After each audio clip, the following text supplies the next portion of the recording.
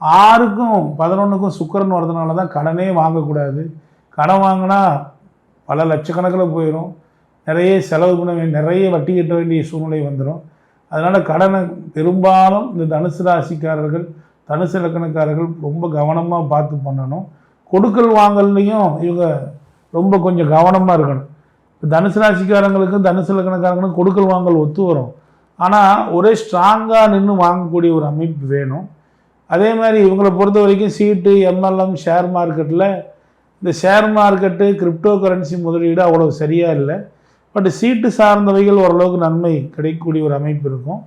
இவங்களுக்கும் urinary tract infection, சர்க்கரை நோய், கிட்னி சார்ந்த ப்ராப்ளம், தொடை சார்ந்த இடங்களில் பிரச்சனை அல்லது ஃபிட்ஸு, மூலம் சார்ந்த நோய்கள் இதெல்லாம் வருவதற்கு வாய்ப்பு உண்டு. அரசாங்க வேலை, மருத்துவம், டிரான்ஸ்போர்ட்டு, ரியல் எஸ்டேட்டு, கமிஷன் சார்ந்தது, பெரிய கான்ட்ராக்ட்லாம் வாங்கி கொடுக்கறது, இந்த மாதிரி அமைப்பெல்லாம் இருக்குது.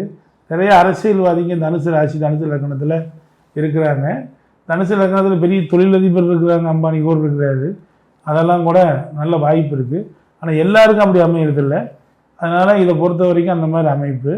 7ஆம் இடம்ங்கிறது மனைவி. மனைவி இளமை தோற்றம் உடையவங்களாகவும் பாருங்கள். இவங்களுக்கு அமையக்கூடிய கணவன் அல்லது மனைவி ஒரு புகழோடு இருப்பாங்க.